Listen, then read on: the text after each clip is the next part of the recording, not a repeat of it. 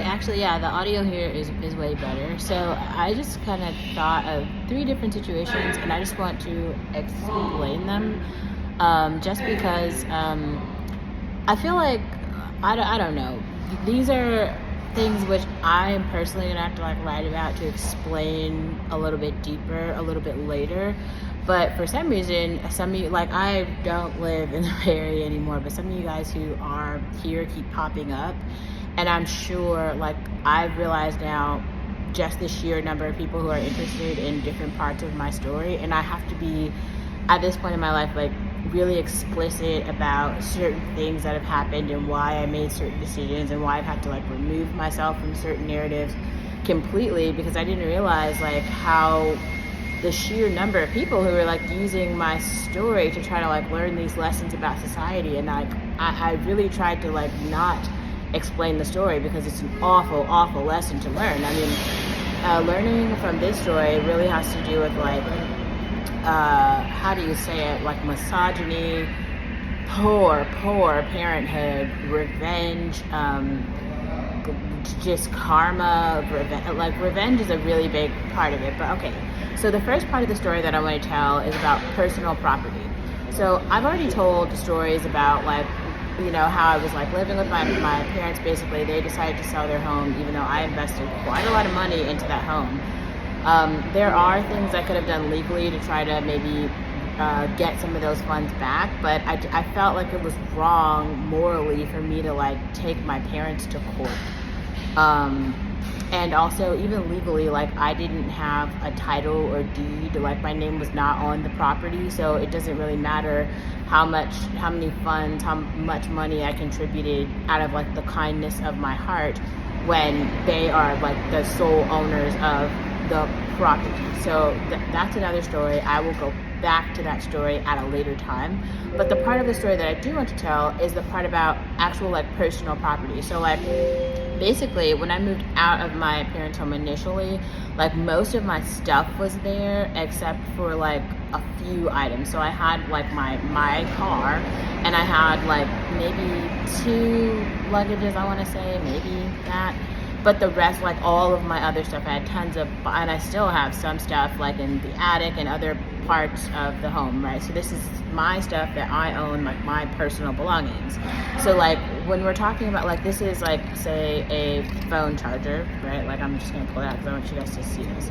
Like this is a phone charger. Like you can buy this at the store. It has a cost. It costs like $35. So let's just say that I owned like 1,000 of these. We could put like a literal price on these, right? Because they have like a replacement cost. That's why you have things like renter's insurance and stuff like that, so that like if your home gets broken into, you can like replace your shit. Okay, so I basically have like all the stuff that I've accumulated over my lifetime, which is like in my parents' house. So like even though I no longer live at that residence, my stuff is in the house. So at this point, I'm like literally in an entirely different apartment, like my apartment, I'm paying rent at my apartment, but all of my shit is still there. So I'm trying to like, I'm super naive at this point. I didn't know how to do this, but here's the dilemma. How do I get my personal property out of their house? Because like we're not really on good terms right now. We were having a lot of challenges. But the legal issue at hand is, if I live in my residence and you live in your residence, but my personal belongings that I own are at your residence, how do I get them? That was the question that I had. So I was living in the city of Berkeley. My mom was living in the city of Oakland. And now I call the Berkeley Police Department and I'm like, okay, here's my situation. I have this stuff. It was 2 boxes that I was thinking about. So 2 boxes that had this paperwork that I needed to get like that day. And I actually needed it before that. Like I needed the stuff in the box. So I was like, how do I get the stuff in the box? Now the Berkeley Police Department, they're like, here's what you do. Call the Oakland Police Department and get them to basically escort you to the property to retrieve your items from the home. Like there's like a literal legal term for this, but that is something that police are able to do. I can't remember what the term is. I can actually look this up, but there's a term where basically you can call the officers and say, hey, my personal property is here. I need you to like escort me to this place to help get my stuff because they are unwilling to give me the stuff. Like, I literally texted my mom a few times and I was like, hey, can you just put my boxes outside so that I can come and get them? Now, in her mind, she was thinking like all of the stuff that was mine, she needed to get it all out at the same time. In my mind, I was like, I need these 2 particular boxes that have these 2 forms of paperwork that I need like today, like right now, right? So it is not very difficult to take, like, let's say if it's a box, it's like not very big, right? And then the box is in your house, you could just leave the box outside, or you could ship the box, or I could ship it. But if I want my property now and it's mine, you have to give it to me by law. Otherwise, it is called theft. Theft is a crime.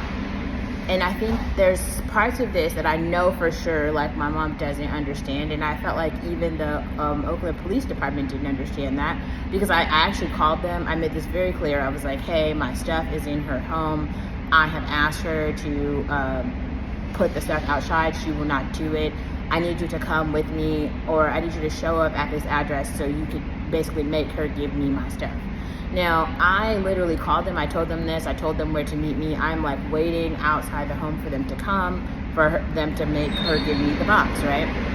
They don't show up for like 4 hours or whatever.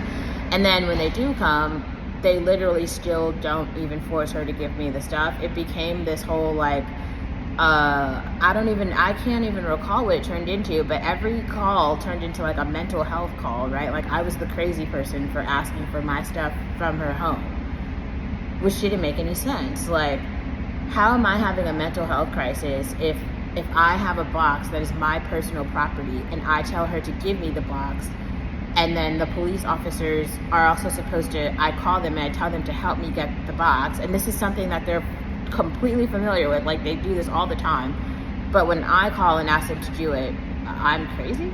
Like, I'm confused about what's so weird about that. But that's something that actually happened, which is another lawsuit that I had to file, because it was like, I don't understand. Like, I literally just asked you to help me get my shit that I own, and it wasn't even, because there was a lot of stuff in there. So she eventually ends up moving it into like a storage unit, which was also a complete hassle.